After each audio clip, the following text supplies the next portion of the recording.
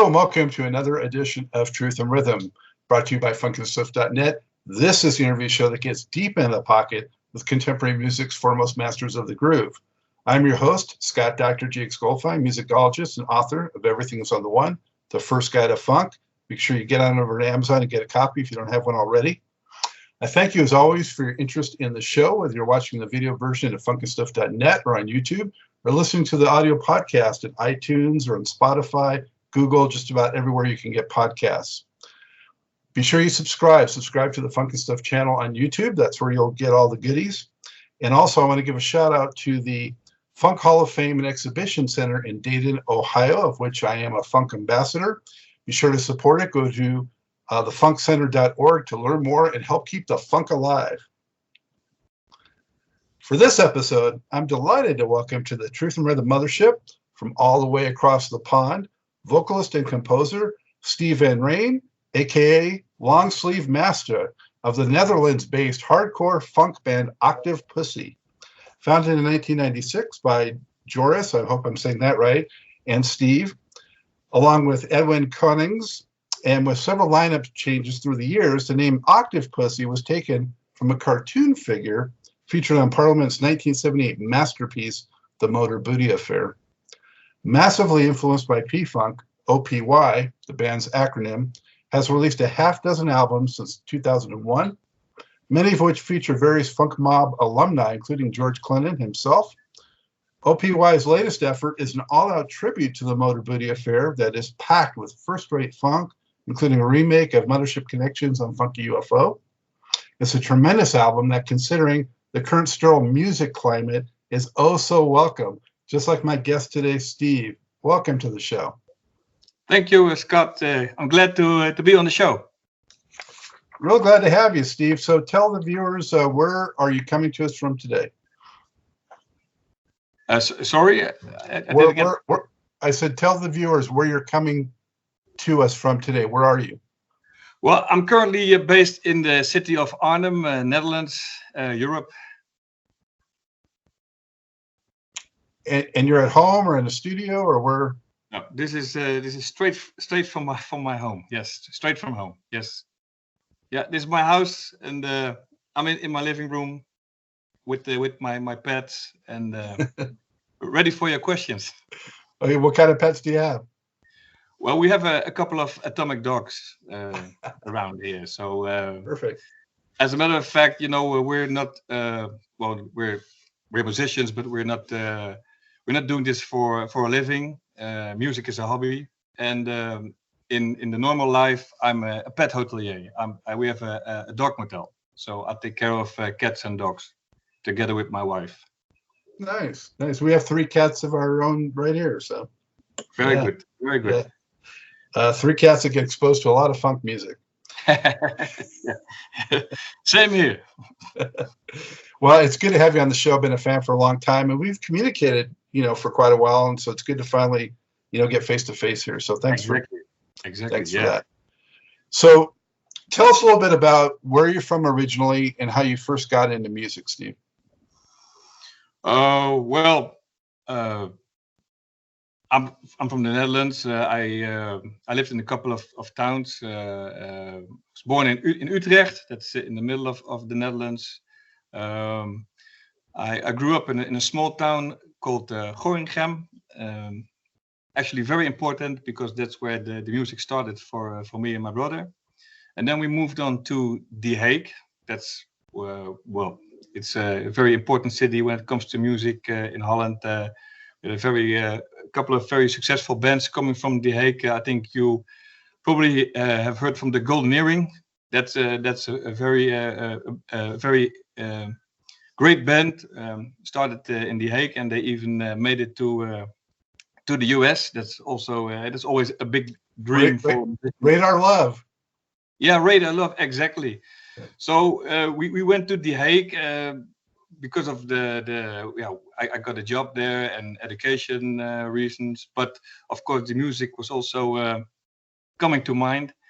And that's where in The Hague it's the city where OctavePussy was found. We ran into the Funky Twins, Arno and Edwin Konings.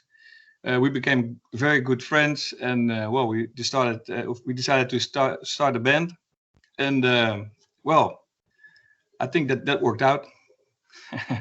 We started.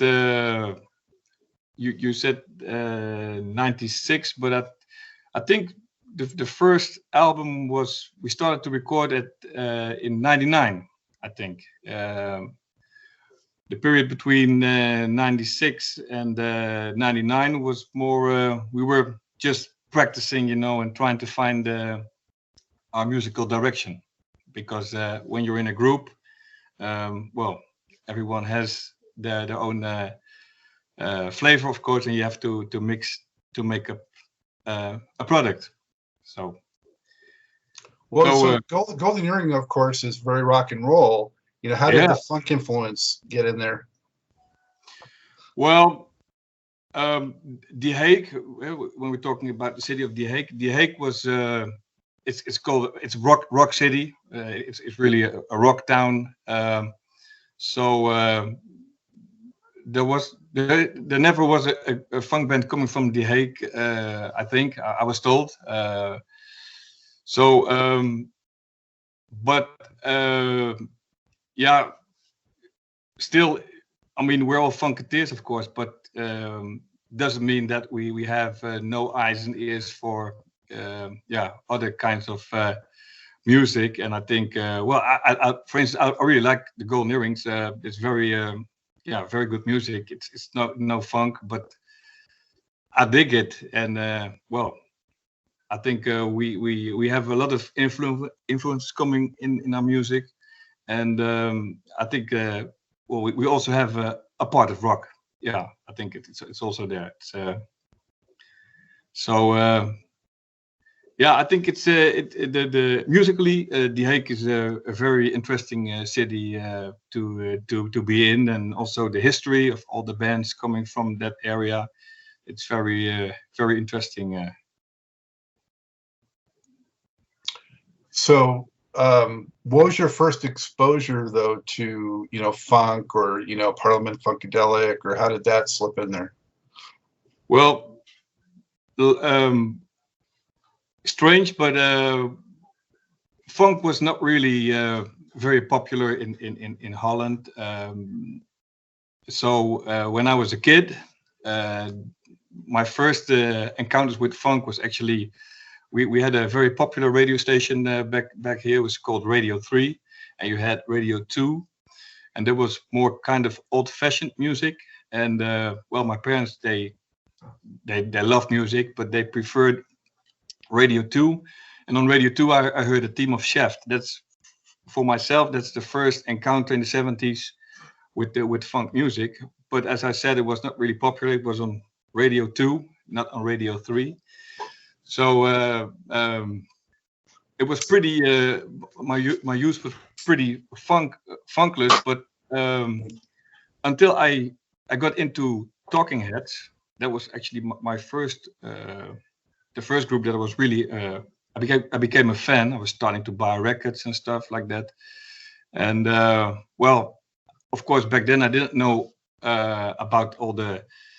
The collaborations between Talking Heads, Bernie Worrell, and that it came later, but I can see where I'm coming from, because Talking Heads, that's awesome music also. I mean, I'm still into the Talking Heads, but there was basically when I was 14, 15 years old, that was the music, and well, funk, it simply wasn't there. But then I saw, I think must have been 86. I saw a clip of James Brown, and of course, well, James Brown. I heard about. We now I have to say different. James Brown was already in my system, but with living in America, which of course is also funk.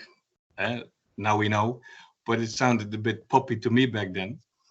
But I saw a clip of James Brown doing Sex Machine, so that was a different story. And then, well, the moment I heard that track, and it's really no lie. I took my bike, went to the city center to see if I can buy a record of James Brown, and they happened to have 4. I bought all 4 of them. I even have to later I have to sell my Talking Heads records to get more James Brown records. And they was really, I mean, poor teenager.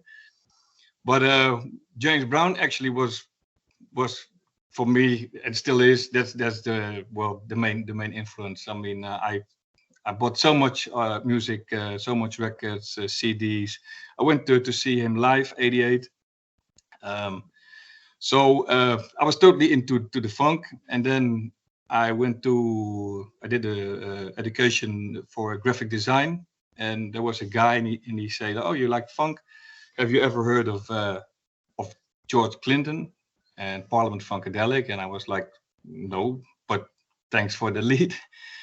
So back then I was really broke, so I had to go to the library actually, where you could, lend some records, and then I lent Free Your Mind, and I put it on. I still remember, and I was like, "What's this? This is no funk. This is like, what is this?" And so I put the record away, and I really didn't listen to it for half a year, and then one of my mates said, like, "Hey, last time you were talking about Funkadelic, and I think they're coming to Holland, so we have to go there." And I was like, "Okay, let's go there." So and we went to Paradiso, Amsterdam. That's a very famous venue over here. I saw them. I think must be '91 was the first time, and then so much energy, so much fun coming out of that band, and then I was hooked. Then I got back and I put on again the Free Your Mind, and then suddenly all comes in once. The puzzle was finished. It was so totally into Parliament Funkadelic. Even today, wonderful band. Today also I'm in James Brown, listening every day. Talking Heads. It's all there. It's the foundation. So, what did your brother and the Konings brothers also have similar experience like that? My brother, he was he was actually in the '80s already. He was a musician. He was actually already playing keyboards. I was not doing anything in music, just a fan. I was just listening, and that was it. I picked up a bass only in the mid '90s. But my brother was more he was more a reggae guy actually. He likes dub, and that's also something you can hear if you listen to our work. You can hear that he's the producer. He's using a lot of dub influences. So he was more reggae actually, and we also did a lot of in Holland is small, so if there's a live concert, you have easy access. It's we visited a lot of reggae concerts also. Misty and Roots, Gladiators, Lee Perry. So he was more into the reggae. When we were very young, of course, we were having we were fighting each other with music. He had his stereo and he wants to hear the reggae, and I had the funk. So we was putting up the volume to each other, to really to dominate each other with our music. What's the age difference between you two? It's only 3 years. So yeah.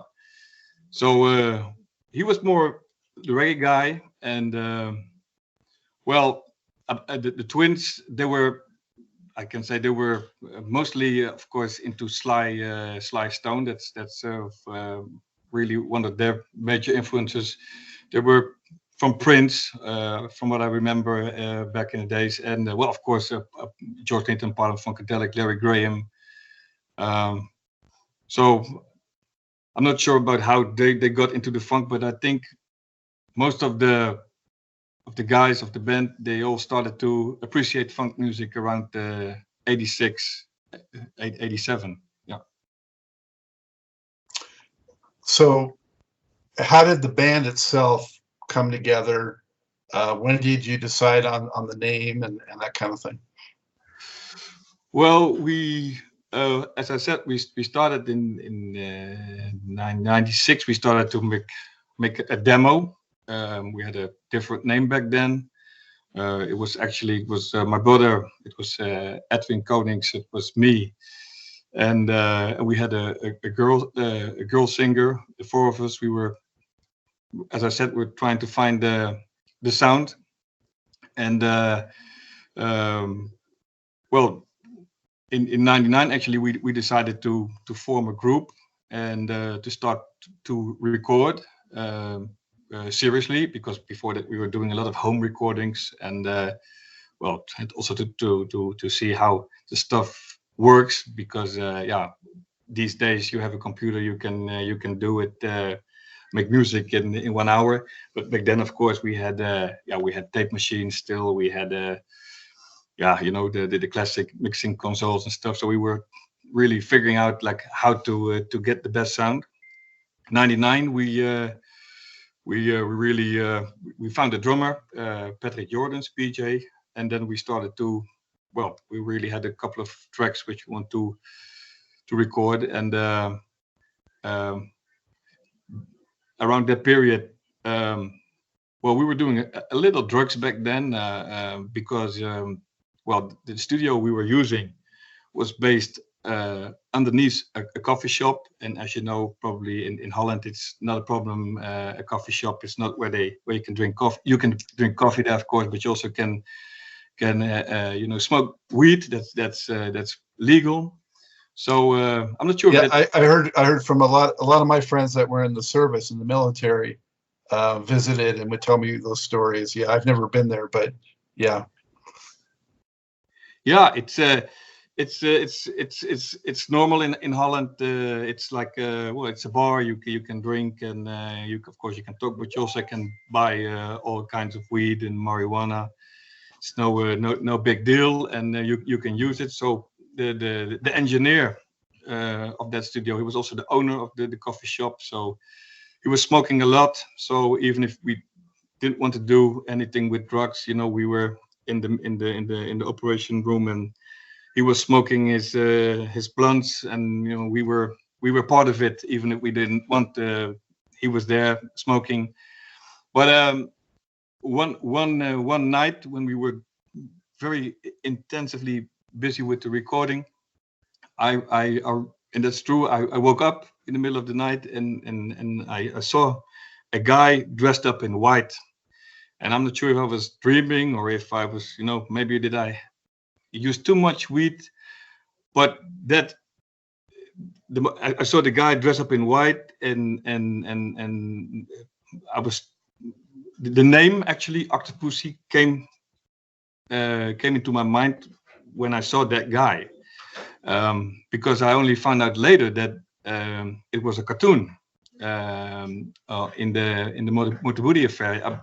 I didn't have that album when I got up the name, so that's that's also very spooky in a way, actually, because that's where when the name came up, and I said next day, I said to the Konings and to the other guys, I say it has to be OctavePussy, and yeah, it's and later on I found out that it was a cartoon, but then I was still yeah, very proud, because I think it's a very nice name, very nice name. What was your reaction when you found out later? Well, spooky, because you know, the guy in white, which was I mean, I was laying in my bed, it was in the middle of the night, there was someone, it was strange, but somehow it has to be like it, yeah, no explanation, but I was very proud to see that it's a cartoon figure from Mothership. It's a very great album, by the way. So yeah. Wow. So the first album was Propagations of the Classical Groove. in 2001, correct? Yeah, correct. Yeah. So how hard was that to get together and get out there and make it something real in the world? Very hard, very hard. Of course, it's our first album, and I'm very proud of it still that we made it. But when I listen to it now, then I'm like, okay, you know, we were. Let's put it different. If we could do the album again with the knowledge we have now, yeah, I think it would be even better. Of course, we really had to find out back in the days, and well, playing, of course, that's something, but really to get the right sound, to get it on disc, that was very hard. Looking back at the process, we had a lot of hours in the studio, and well, yeah, it was really hard. Also, of course, together, you know, working together. Yeah, that's it was pretty rough, but in the end, we came up with a result, and back then it was really received well, also by the. We started, of course, in The Hague with the local press. As I just stated, there was not much funk in The Hague. It was all rock. And then, well, suddenly there was a funk band from The Hague. So that was like, hey, something new. And so, yeah, I'm proud, but it was, the process was tough. Yeah. That record seemed to have a little more rap influence in it than the ones that came afterwards. Yeah, true. We back then we had two rappers from Delft, that's a city near The Hague, and they were interested to work together. They also had, you know, interest in funk music, but well, they were very good rappers, but they were having troubles in get the right funk sound. They were not really into funk; they were more into hip hop back then. Of course, also very popular. But so they want to do something else. But yeah, to do funk, then you need a funketeer to make funk, of course. So they wanted to work with us, and well, they have a couple of tracks, and it was also that when we first made the setup for the band, we were aiming for a band. I was bass player. We were aiming for two girls. Being lead singer, we had two girls when we started recording. We had well, it's Kameradski Steuzelkov. We had Sanne, and we had Yolanda Jing. We had two girls. Originally, the idea was to put two girls in front, and we were playing. And well, in the studio, of course, we had to find a way, but live, that's also something else. So when we first start to rehearse to do a live show, well, we find out that we have some troubles as well, you know, with the girls. They had well, they had to find their role. They have to find the funk in themselves. So then the other guys of the band, they said like, hey Steve, why don't you go up front? And I said like, well, I want to go up front, but I'm not a singer. As a matter of fact, you know, I'm a bass player. But then they said like, well, we're gonna search for a bass player because we need someone up there who is really a funketeer. Because of course you can have someone can be a singer, but you know, when it comes to funk, you need more than that. You need to understand it has to be real. So, and then I got up in front, but of course I was not a singer, so I started to rap a little. So and I do like rap, hip hop music very, very much. I mean, so it was not a problem for me. So that's where the rap influence were coming from the two guys from Delft, and me myself, because I had to also to find my way, of course, because I was, you know, planning for a career as a bass player and not being a vocalist. Did you feel comfortable up front? Yeah. Well, it was, of course, when we first the first gigs we did were, well, we were a bit shaky, but yeah, I think, of course, I've met a lot of musicians in all those years. I mean, also from Pfunk, and well, of course, you get stories, and I think that every musician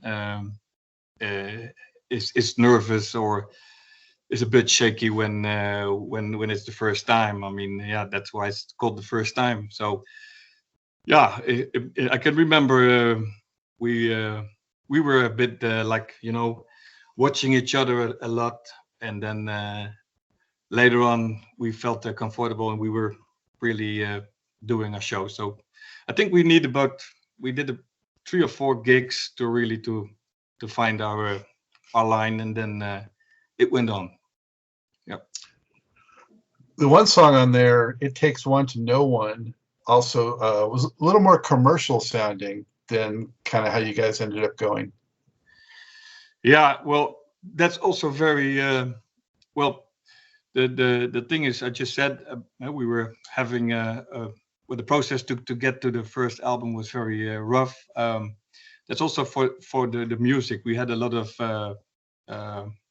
well, we had about 4 or 5 band members, of course, and every band member had their their direction, the musical direction they want to follow.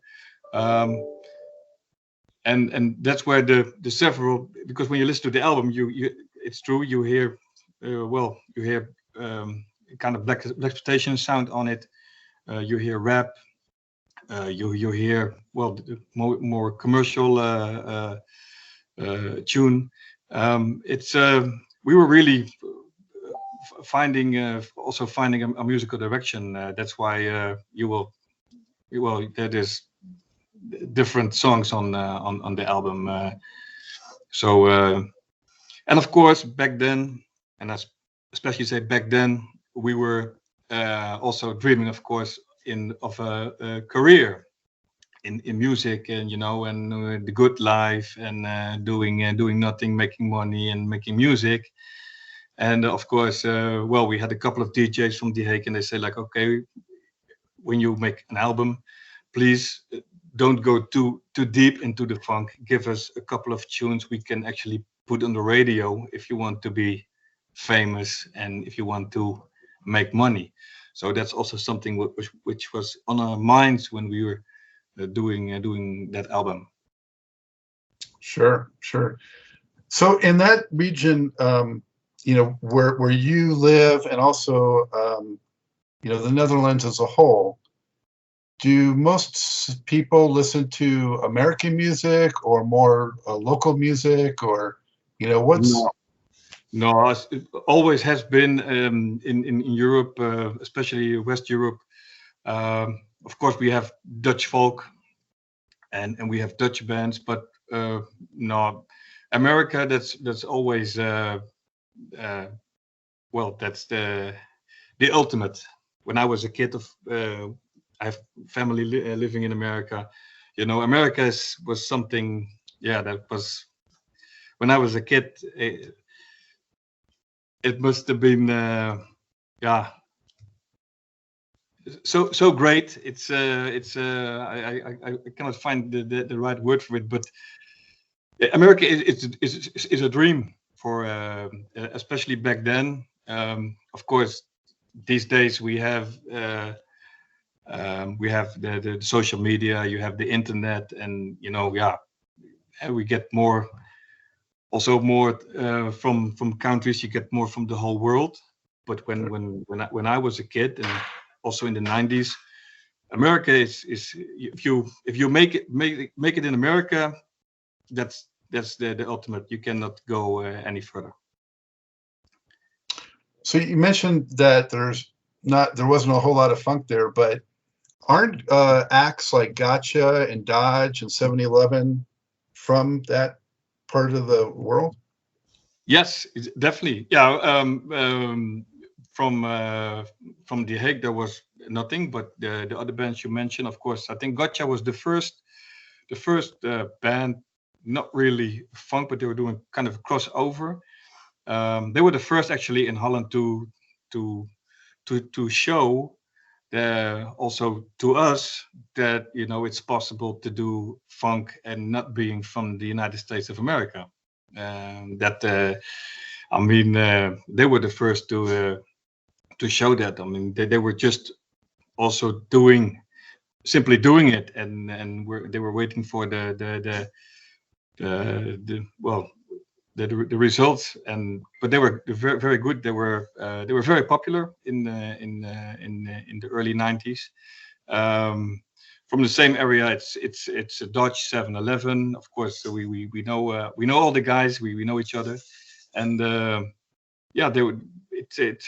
is a funk scene. There always has been a funk scene in Holland, but it's I think Gotcha were the only ones to really make it to the Dutch charts. And other than that, we were all we're playing in venues, and we're doing festivals and stuff like that. But local radio, alternative stations. But really, to say that you can be a major artist in the Netherlands just doing funk, that's not possible. So that's not the deal. But the band you just mentioned, we were partners in crime. I think we're all doing the same, keeping the funk alive. Yeah, I remember when I first learned of Gotcha, it was so hard to get their records here in the US. I mean, it was, I had to go through all kinds of like weird internet places and find it, but I imagine that there's probably some music from the US that you were interested in that was maybe hard to get there. Yes, because in the 90s, still like today we have like social media, internet, we can reach all over the whole world. But in the 90s, we basically had no internet. We had, of course, the magazine of Alexander Pfunk. We had the P-Views. It was the only source actually we had to find the obscure funk bands from the US.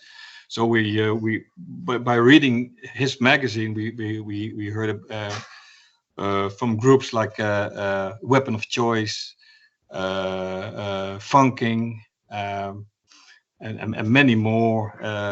Slapback, it was all written that they were out there doing funk also. But if you go to the record shop in Holland, you were not able to find anything from these guys. And so it was, it's hard. You only have the big names available. And other than that, if there was a connection with the US, then then you were lucky and you were able to order music.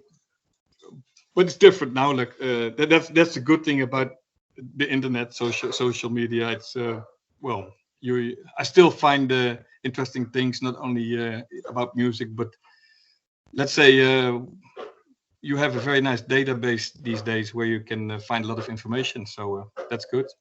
And yes. Of course, we're talking. That's also very good. Would not have been possible in the 90s. No. How'd you come up with your nickname, and sort of how did everyone come up with their nicknames? Well, nicknames actually.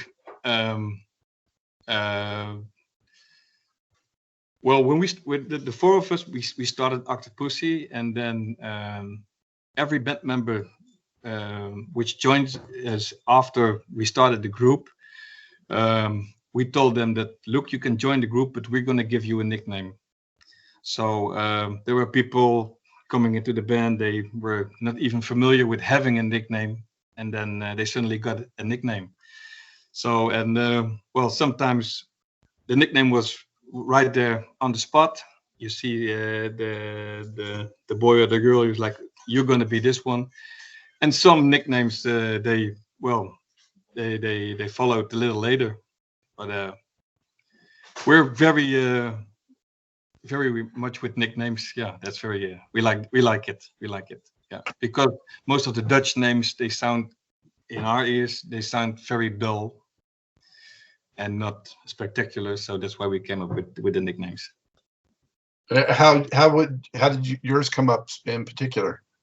Well, first, when we started, I was called Spare Ribs because I was very skinny at the time. You know, I was not eating very much, and you know, the life of a musician. You know, you go there, you go here, you sleep. We smoke a blunt, we drink a beer, and you know, that's it. So I was very skinny. So that's, for instance, why I got called Spare Ribs.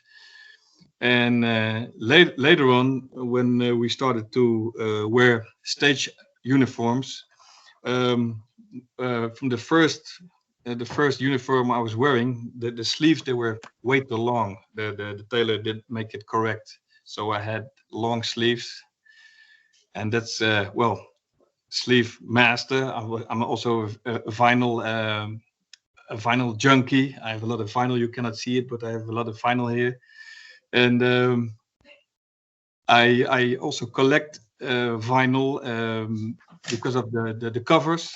And one of the guys of the record store, one time he said to me, like, "You're a real sleeve master because you're going for those sleeves. You're not even, you know, always considering the music. You're checking out the sleeve." So he said, "You're the sleeve master." So long sleeve master comes together just like that. There you go. How and when did you first meet any members of Pfunk? Yeah, well, that was very funny, of course, because in the 90s we saw them a couple of times live, and well, they were, for us, they were superstars. And I think the first time I was able to get a little closer to them was when Ed and we went to the North Sea Jazz Festival in '95, The Hague. Of course, Ed and Arno, they already knew George Clinton because they went to his house, I believe, somewhere in the early 90s to bring him a 45, of which he didn't own himself anymore, the 45. So they went all the way to America. They bought a ticket to go there and to give him the. And of course, they're twins, so they're very familiar.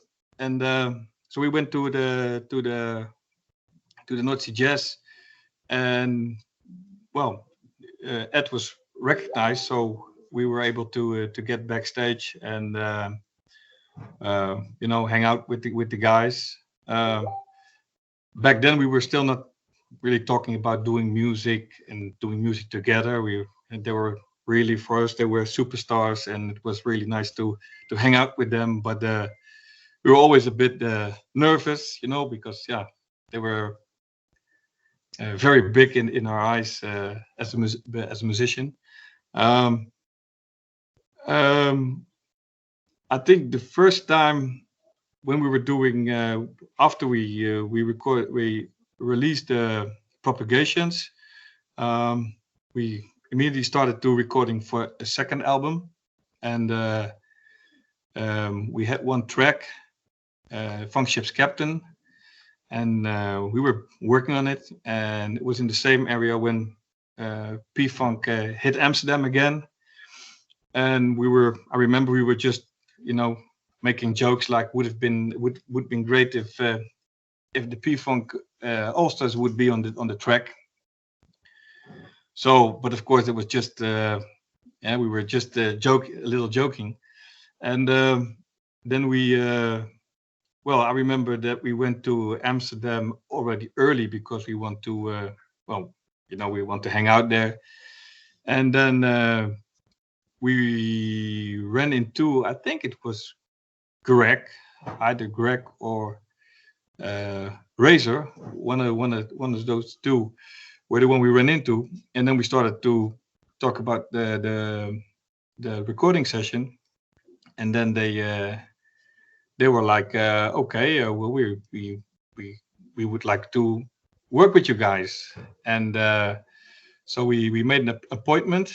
It was the day before, and we made an appointment for the next day. And then Ed would take a van, and he would go to Amsterdam to pick them up.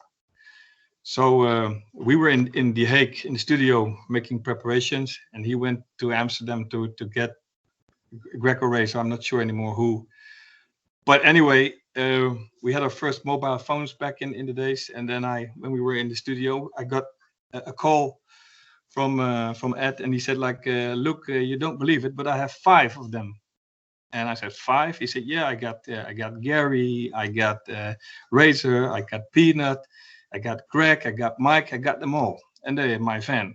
So I said like, well, sounds like a party. So totally unexpected, but of course, the moment they entered the coffee shop, it was pure happiness for everyone. Upstairs there was a coffee shop. Downstairs we had a 16-track recording studio, analog back in the days. So well, the whole day they were doing their recordings, their parts. Meanwhile, me and my brother, we were running all over The Hague to do catering, to give them everything they want, to make it as easy as it can get. And well, we also got the local news. That the local news was coming into there because there was something big. Yeah, the Pfunk is in The Hague. So it was, for us, it was already like awesome. I mean, we didn't ask for anything more, and we were like, okay, it's going to be a nice recording. And then we went to The Hague to see the show, and well, we already heard Gary. That's something that still is also in my mind. We heard Gary actually singing, tripping, flipping, going from the track. So he was doing it, and I saw that the rest of the band, they were like, what is he singing, and maybe he did it on purpose because as I was told that he was actually the one later to go to George and to say to George like, hey man, maybe you should go to The Hague because there's a nice track, we're on it, and it's this. And in the end, Ed went to George to negotiate about the terms, and well, we were already on our way back home. We had the brand new mobile phone, and I got a call again, and it was Ed, and he said like, look, I'm in taxi, I'm in this cab, and I have George sitting next to me and Blackbird on the other side. So we were like, oh man. But it was in the middle of the night because we were just returning from the concert. They were returning from the concert, and so we had to call the studio guy. He was like, it's in the middle of the night. I said, yeah, but we got this chance to record with George. Come on, open up. So he opened up. We installed. George came in there. I think around 3 o'clock, 4 o'clock, we did the recording in the middle of the night. And well, we had a lot of fun. It was really, really nice. Unreal. But in the end, they almost missed their flight because they wanted to stay, because Blackbird was also like, can I do another track? I want to do a rhythm part. Oh, I want to re-record this one. And we were like, yeah, but you have a plane to catch because your next show is in the United Kingdom. So, but they made it in time, and well, that is a day for us as a band never to forget, because it was still, if I think about it now, it was very, very unreal. You're working with one of the best musicians in the world. That's an incredible story. That's a great story, Steve. What did you learn anything from watching those guys work in the studio? Definitely, yeah. I remember George on the console. It was analog studio. It was he had like all his fingers on the channels, and he even ask my brother, like, can I have one of your hands? So he wanted to have like 15 channels at the same time to get it in the right position. Of course, the perspective of how they listen to music and all the details, yeah, that was very, very impressive. It's of course they're good musician, and you can be a good musician. I mean, but it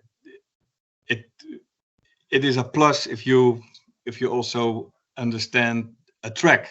I mean, that's what I learned from all those years. I mean, I worked with some other great musicians, but not always they I mean, they can play the instrument very well, but to feel the track and to get into it, that's something else. And well, of course, George and all those guys, they were selected for this job by the mighty Lord, I think, because they all understand in detail. It's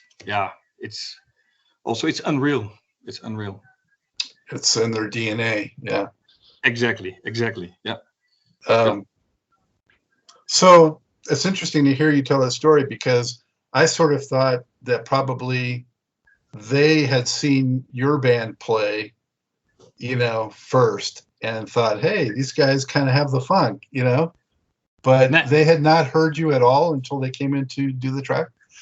Yeah, they never heard of us before. No, it was we just started, so it's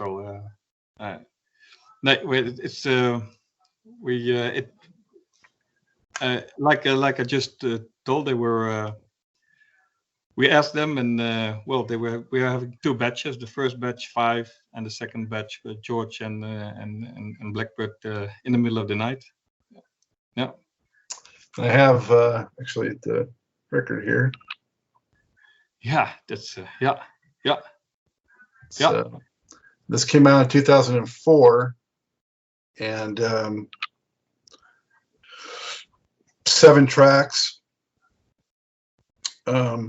Sort of kind of like an extended play rather than a full album. Exactly. Yeah. There's also a story to that, because we were going for a full album. Back then we were actually, for that album, we still have 5 more tracks somewhere on in our vaults, somewhere up in the attic. I still have my tapes there. It should have been a full album, but because of the fact that they were on the 2 tracks, because we did Pfunk Ship Captain, and we did Let's Get Funky, because they were on those tracks. Suddenly, also record companies started to be interested in our music, and we got into contact with what's the name, Pfunk to the Max, Marcel Visser, Marcel Kate, their label. They were very interested in bringing this to the public through their record company. And of course, we were not, back then we didn't have any experience with record companies, so they actually came with, like, okay, we want to, we don't want to do a full album, we want to, bring these tracks to the people. And they had the demands, and of course we were delighted that we could bring it out and not being responsible for it ourselves. So we agreed on it. If you ask me now, I think that I would have done it different now, but okay, it's been done. It's history. But it originally it was there should be 5 more tracks for this one, and those tracks we still have those tracks. As a matter of fact, we have the idea to bring them out maybe in the next couple of years, because we have a lot of tracks. Actually, we're also working, by the way, on the new album already. That's also going to be vinyl. So we have a lot of work to do, but of course we also have the normal day jobs and shit. So I just became a father of a beautiful daughter, so there's a lot of also other work for us at the moment. Congratulations. But thank you very much. But the thing is that we will, all the music we make, I said to my brother, all the music we did, we have to bring it out. And so those 5, they will come to the surface sooner or later. But that's why, because we really had also like music press, they were like a bit, well, not really disappointed, but they felt that the album, the second album, was too short, because they say once you're in it, you know, the album ends with the blunt. A lot of people really like that song, and they say when you're in it, and then suddenly you're out, and it should take more time. And I said, like, yeah, well, it's I cannot rewrite history.